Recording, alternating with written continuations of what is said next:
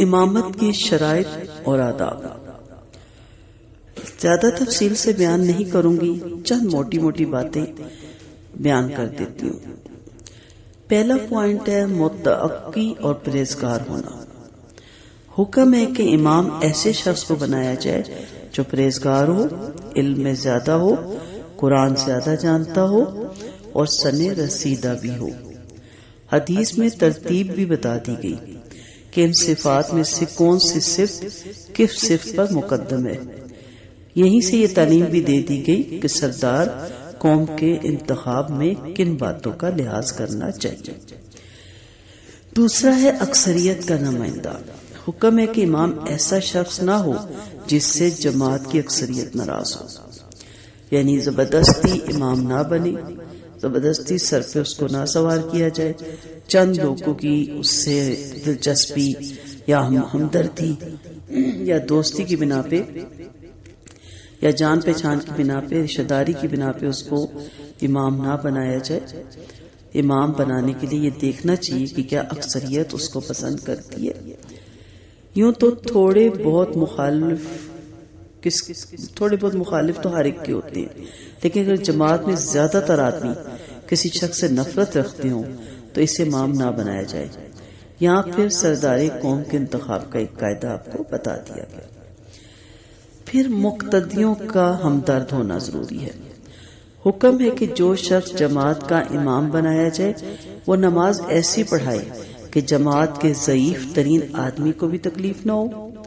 محض جوان، مضبوط، تندرست اور فرصت والے آدمی ہی کو پیش نظر رکھ کر لمبی لمبی قرات اور لمبے لمبے رکوع اور سجدہ نہ کرنے لگے، بلکہ یہ بھی دیکھے کہ جماعت میں بوڑھے بھی ہیں، بیمار بھی ہیں، کمزور بھی ہیں اور ایسے مشغول بھی ہیں جو جلدی نماز پڑھ کر اپنے کام پر واپس جانا چاہتے ہیں.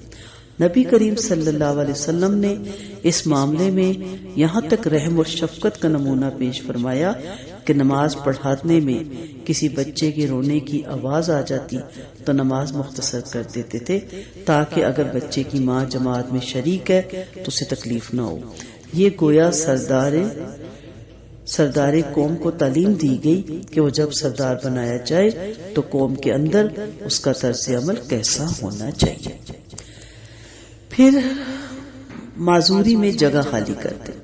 حکم ہے کہ اگر امام کو نماز پڑھانے میں کوئی حادثہ پیش آ جائے جس کی وجہ سے وہ نماز پڑھانے کے قابل نہ رہے تو فوراً ہٹ جائے اور اپنی جگہ پیچھے کے آدمی کو کھڑا کر دے. اس کے معنی یہ ہے کہ سردار قوم کا یہ فرض ہے جب وہ دوسری سرداری کے قابل اپنے آپ کو نہ پائے تو اسے خود ہٹ جانا چاہیے اور دوسرے اہل آدمی کے لیے جگہ خالی کر دینی چاہیے. اس میں نہ شرم کا کچھ کام ہے اور نہ خود غرضی. یعنی کہنے کا مدعا یہ ہے کہ یہی ساری چیزیں آپ ایک فرد کے طور پہ بھی اپنائیں. آپ گھر میں بڑی ہیں لیکن اب آپ کی صحت اجازت نہیں دیتی تو آپ دوسروں کے حوالے کریں تمام معاملات اور خود آرام سے ریسٹ کریں اور دوسروں کو اس طرح تیار کریں کہ وہ آپ کی جگہ لے سکیں. اسی طرح اگر آپ کسی چھوٹے موٹے گروپ کی ایڈمن ہیں یا گروپ کے امام ہیں تو اس میں بھی جب آپ دیکھیں کہ آپ کی صحت اجازت نہیں دیتی یا آپ کے کچھ اور مسائل ہیں تو آپ وہ سیٹ کسی کو دے دیں. لیکن ہمارے تو بالکل اترنا چاہتے ہی نہیں بلکہ وہاں مزید اپنے آپ کو پکا کرنے کے لیے ہر وہ کام کرتے جو اللہ اور اس کے رسول کی نافرمانی کا ہے. اسی کو لے کے اگر آپ آگے چلیں تو جیسے ہماری قوم کے لیڈران ہیں ان کے لیے بھی اس میں بہت بڑا سبق ہے.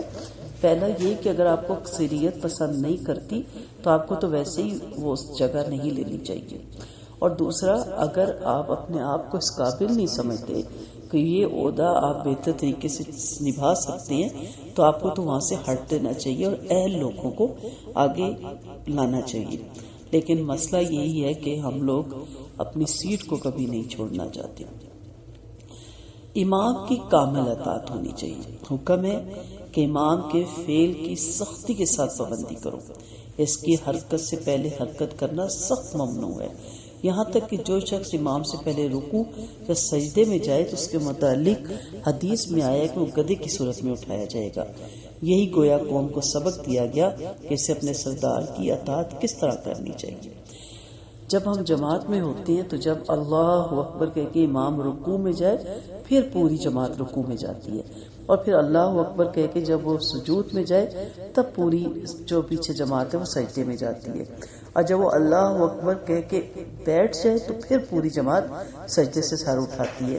پہلے نہیں اٹھانا، اس کی آواز کے ساتھ بھی نہیں اٹھانا، اس سے پہلے بھی نہیں اٹھانا، چند سیکنڈ کے فرق سے اس کے پیچھے اٹھانا ہے۔ اس سے یہ بھی پتہ چلتا ہے کہ آپ کا جو ایڈمن ہے، آپ کا جو امام ہے، گھر کا بڑا ہے، اس کی بات سے آگے اپنی بات نہیں رکھنی، اس کی بات سن کے اس کی بات کے مطابق اطاعت کرنی ہے۔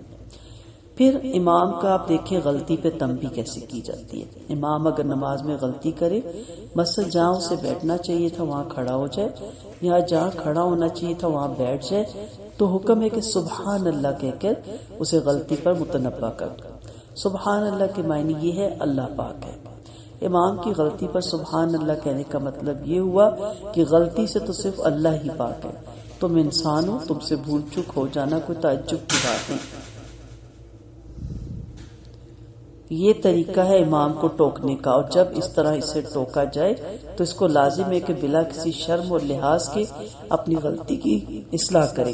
البتہ اگر ٹوکے جانے کے باوجود امام کو یقین ہو کہ اس نے صحیح فعل کیا ہے تو وہ اپنے یقین کے مطابق عمل کر سکتا ہے، اور اس صورت میں جماعت کا کام یہی ہے کہ اس عمل کو غلط جاننے کے باوجود اس کا ساتھ دے۔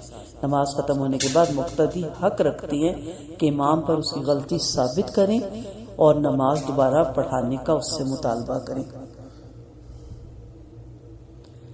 مسیت میں اطاعت نہیں۔ امام کے ساتھ جماعت کا یہ برتاؤ صرف اس حالات کے لیے جبکہ غلطی چھوٹی موٹی باتوں میں ہو، لیکن اگر امام سنت نبوی کے خلاف نماز کی ترکیب بدل دے یا نماز میں قرآن کو جان بوجھ کر نعوذ باللہ غلط پڑھے اور نماز پڑھاتے ہوئے کفر و شرک یا گناہ کا ارتکاب کرے تو جماعت کا فرض ہے کہ اسی وقت نماز توڑ کر اس امام سے اپنے آپ کو الگ کر لے۔ یہ سب باتیں، یہ ہدایتیں ایسی ہیں جن میں پوری تعلیم دی گئی ہے۔ تم کو اپنی قومی زندگی میں اپنے سردار کے ساتھ کس طرح پیش آنا چاہیے۔ اگر ہم ان باتوں کو غور سے سنیں سمجھیں تو ہمارے کافی گھریلو معاملات بھی اس سے حل ہو سکتے ہیں کہ ہمارا جو بڑا ہے، ہمارے گھر کا جو بڑا ہے، اور اس کے علاوہ جو ہماری، جیسے پہلے میں نے ذکر کیا، ہم جہاں کی جاب کرتے ہیں اس کا بڑا ہے، پھر اس کے بعد ہماری جو نماز میں جماعت میں بڑا ہے، پھر ہمارا جو امام ہے، پھر ہمارا جو قوم کا بڑا ہے۔ اگر ہم اس کی ان تمام چیزوں میں اطاعت کریں تو ہمارے جھگڑے ختم ہو جائے، ہمارے گھروں میں سکون ہو جائے۔ تو میری پیاری بہنوں، یہ فائدے جو میں نے نماز جماعت کے بیان کیے ہیں، ان سے آپ نے اندازہ کیا ہوگا کہ اللہ تعالیٰ نے اس ایک عبادت میں جو دن بھر میں 5 مرتبہ صرف چند منٹ کے لیے ادا کی جاتی ہے، کس طرح دنیا اور آخرت کی تمام بھلائیاں آپ کے لیے جمع کر دی، کس طرح یہی ایک چیز آپ کو تمام سعادتوں سے مالا مال کر دیتی ہے، اور کس طرح یہ آپ کو اللہ کی غلامی اور دنیا کی غلامی کے لیے تیار کرتی ہے۔ اب آپ ضرور سوال کریں گی کہ جب نماز ایسی چیز ہے تو جو فائدے آپ سے بیان کیے ہوئے یہ حاصل کیوں نہیں ہوتے؟ اور یہ میں نے شروع کے لیکچرز میں آپ کو سارے بتائے تھے کہ ہماری نمازیں بے اثر کیوں ہو گئی ہیں، اس کی وجہ کیا ہے۔ میرے شروع کے لیکچر دوبارہ ضرور سنا کریں، جب بھی آپ کو وقت ملے آپ کو پتہ چلے گا کہ ہماری نمازیں بے اثر کیوں ہوتی جا رہی ہیں۔ سب سے بیسک وجہ یہ ہے کہ آج کے مسلمان کو پتہ ہی نہیں کہ وہ مسلمان کیوں ہے۔ آج لوگوں کا یہ حال ہے کہ اسلام کی جو بات آسان ہے اسے تو بڑی خوشی کے ساتھ قبول کرتے ہیں، مگر جب کفر اور اسلام کا اصلی مقابلہ ہوتا ہے وہاں سے رخ بدل دیتے ہیں۔ بڑے بڑے مدعی اسلام لوگوں میں یہ کمزوری موجود ہے، وہ اسلام بہت پکاریں گے، اس کی تعریف کرتے کرتے ان کی زبانیں خشک ہو جائیں گی، اس کے لیے کچھ نمائشی کام بھی کر دیں گے، مگر ان سے کہیے کہ یہ اسلام جس کی آپ اس قدر تعریفیں فرما رہے ہیں، آئیے ذرا اس کے قانون کو آپ خود اپنے اوپر جاری کریں تو فوراً کہیں گے کہ اس میں فلاں مشکل ہے اور فلاں دقت ہے، اور فی الحال تو اس کو بس رہنے دیجیے۔ مطلب یہ کہ اسلام ایک خوبصورت کھلونا ہے، اس کو بس طاق میں رکھیے اور دور سے دیکھ کر اس کی تعریف کیجیے۔ مگر اس سے خود اپنی ذات پر، اپنے گھر والوں اور عزیزوں پر اور اپنے کاروبار و معاملات پر ایک قانون کی حیثیت سے جاری کرنے کا نام ہی نہ لیجیے۔ یہ ہمارے آج کل کے دینداروں کا حال ہے، ہمارے نمازیوں کا حال ہے۔ اب دنیا داروں کا تو ذکر ہی فضول ہے۔ اسی کا نتیجہ یہ ہے کہ نہ اب نمازوں میں وہ اثر ہے جو کبھی تھا، نہ روزوں میں وہ اثر ہے جو کبھی تھا، نہ قرآن خوانی میں اور نہ شریعت کی ساری پابندیوں میں، اس لیے کہ جب روح ہی موجود نہیں تو نرا بے جان جسم کیا کرامت دکھائے گا۔ تو اس لیے نماز جب ہم پڑھتے ہیں اور اس میں جن چیزوں اقرار کرتے ہیں اس پہ عمل بھی کرنا ہے۔ اور جیسے ابھی آپ نے امامت کی شرائط میں دیکھا کہ اگر آپ اپنے نماز پڑھتے ہیں، آپ کو سارے رولز پتہ ہیں، تو آپ اپنے گھر کے بڑوں کا احترام کریں، ان کے حکم کو بجا لائیں تو ان کی دعائیں بھی لیں گی اور گھر میں سکون کا بھی سبب بنے گا۔ وآخر دعوانا ان الحمد للہ رب العالمین، سبحانک اللہم وبحمدک، نشہد ان لا الہ الا انت، نستغفرک ونتوب الیک۔ السلام علیکم ورحمۃ اللہ وبرکاتہ۔